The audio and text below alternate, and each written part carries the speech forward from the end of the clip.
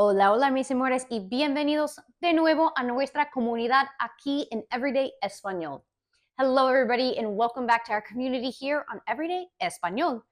Today we're going to tackle pronunciation so that you can better sound like a native when you're speaking Spanish.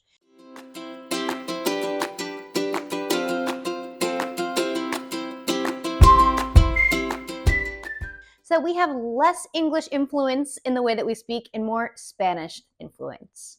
I know it's sometimes hard to get those Spanish sounds just right, but don't worry, today I'm going to give you so many tips and tricks to help you improve on your Spanish pronunciation. Before we get diving into today's lesson, make sure you have the AirLearn app downloaded on your phone so that you never miss a beat and you're always on top of your Spanish. Now, back to your regularly scheduled programming. Spanish pronunciation. The first thing we're going to be talking about is the Spanish vowel sounds.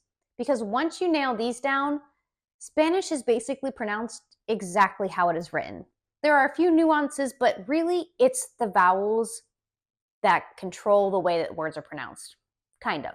So let's start off with some vowel sounds. The good thing about Spanish is there's no long and short vowel sounds like we have in English. It's just short, simple, sweet, to the point, one way to pronounce these vowels, and they will always be pronounced this way. Without any further ado, the letter A, okay, is pronounced as in father, okay, The letter E can be kind of confusing because you pronounce it like A, and people think you're talking about A, that the sound we have in English, but we're not. The letter E is pronounced like in bet, okay? The letter I is E, and you're like, oh my gosh, that sounds like E. Don't you worry, okay? So E, E like in C. The O is pronounced O, and then the U is pronounced U, as in food. So let's go over it, okay? E, I, O, U.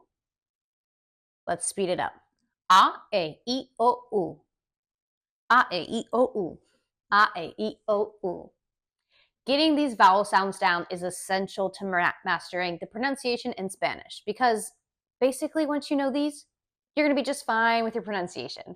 The key with these vowels is making them short and crisp, not having elongated sounds like we do in English. So it's E, I, O, U. Short and crisp, not E, I, not like that.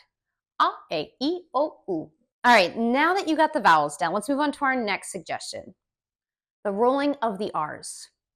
This is so hard for everybody, and I'm not going to sit here and tell you the tongue needs to reach the roof of your mouth and because that's not helpful. When I was trying to learn how to roll my R's, I was literally looking at they were teaching me diagrams on how to roll your R's, and it didn't make sense to me. That made no sense. And this comes with time. I was not able to roll my R's right away. It took me a while. So when you get it, you'll get it and you'll be so proud. But let's start off with rolling your R's. So what exactly does that mean, rolling your R's? Think about the word perro or carro. The trill in the R's that you see there is rolling your R's, the double R. Anytime there is a double R in a word, that means you need to roll the R. So let me give you 2 steps to practicing the double R's. The first thing I'm going to have you do, okay, loosen up, okay? Don't be so tense about it. And start by pronouncing the letter D in English, like in the word ladder, ladder, ladder, ladder, ladder. The 2 D's in English very much, if you keep practicing it enough, mimics the sound of the rolled R. And you're like, we don't roll R's.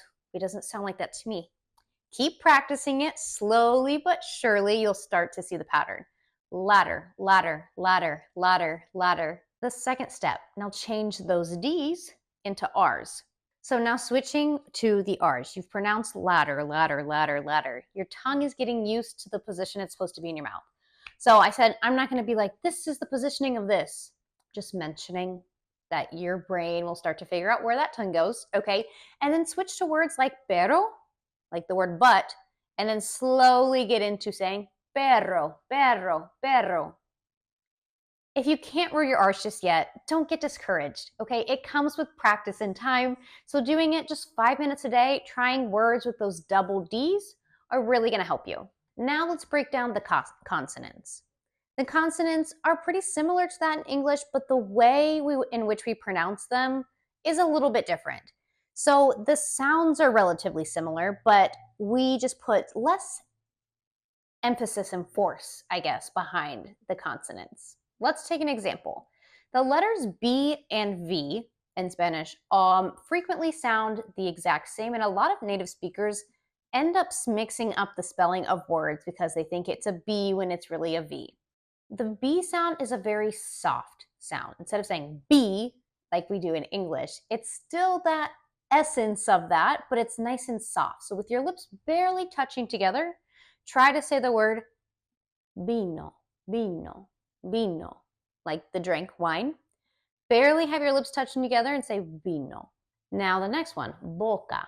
Boca means mouth. Okay, you're not saying boca, you're not screaming at somebody. It's just very soft, lips barely touching, boca, boca, boca. Notice how it's not as harsh as it is in English.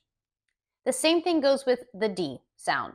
Not as harsh, not as like forceful as it is in English, but it still has the same essence of the sound. The D sounds more like the TH when it's in between vowels. So like in the word that, when we say it in English. We don't really pronounce that with a that, we say that. And it's the exact same sound pretty much that the D makes in Spanish. So for example, cada, meaning each, is pronounced more like cada, like TH. Practice this sound by repeating the words dedo, finger, y todo, everything. Dedo, todo, dedo, todo. On the other hand, the T's and P's in Spanish are a little bit stronger than those other consonants we just looked at, but there's less air coming out. So we're not like saying t, t, where you can feel the T, like the air coming out when you say t, t, taco. You shouldn't really feel as much force behind the air.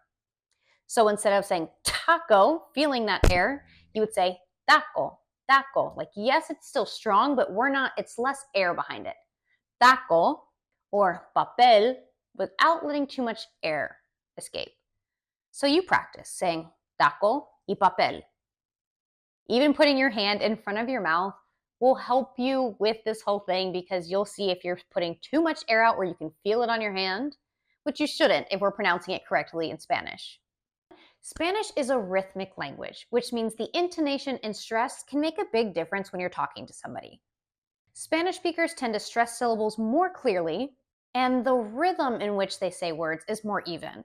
In English, we tend to stress certain letters or certain words and let other sounds fade out, but it's not like that in Spanish. They clearly pronounce or clearly evenly stress each syllable of the word, and it's more rhythmic.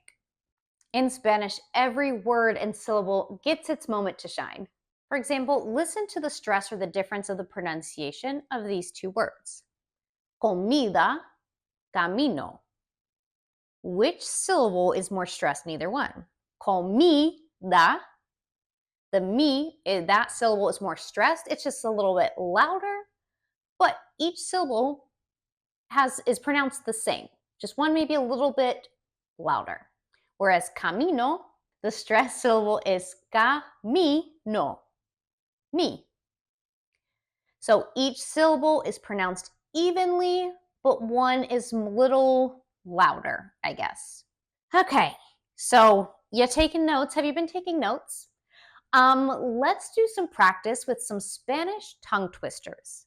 So taking what we learned about the vowels, taking what we learned about the consonants, taking what we learned about the rolling of the R's, let's put it into practice with some Spanish tongue twisters. This challenge will really see how well you're able to follow those rules of Spanish pronunciation. One of the best ways to improve your pronunciation is through trabalenguas, tongue twisters. This will really allow you to put into practice everything we've discussed in this video with it comes to the vowel sounds, the consonant sounds, the double R's. All of it put together to do some trabalenguas or tongue twisters. So let's practice. Pause the video if you need to and re-pronounce or re-say these out loud to yourself, record yourself so you can see how you do. Here's a fun one to try. Tres tristes tigres traigan trigo en un trigal. One more time. Tres tristes tigres traigan trigo en un trigal. Tres tristes tigres traigan trigo en un trigal. Basically, this fun tongue twister or trabalenguas means 3 sad tigers were eating wheat in a wheat field.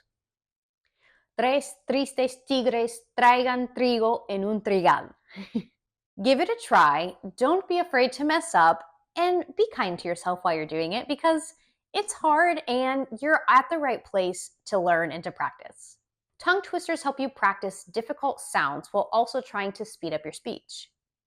So give it a shot and be kind to yourself while you're practicing. Before we wrap up today's video, I'm going to leave you with a few more tips and tricks to help with your Spanish pronunciation. The first one being listen to native speakers. Mimic their sounds, how they speak, and you will be on your way. Because if sometimes analyzing it too much with everything I said in the video, sometimes it can be overwhelming. But if you listen to native speakers and then practice it yourself to mimic what they do, that is another wonderful way to practice your pronunciation. The second tip that I have for you guys is to record yourself. I think I mentioned it at some other point in this video, to record yourself making these sounds or to practice yourself, record yourself saying these words or phrases. It's a great way to track your progress and also hear it from another's perspective, so it's not just what you hear in your brain, if that makes sense.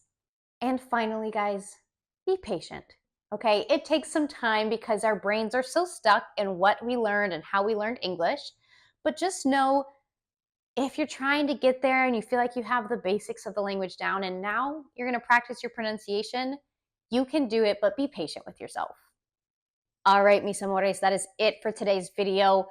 If you enjoyed it, let me know in the comments. If you tried the tongue twister, also let me know in the comments. And make sure you share this video with your friends so they can be a part of nuestra comunidad. I'll catch you guys next time on Everyday Español for more Spanish lessons just like this. Adios!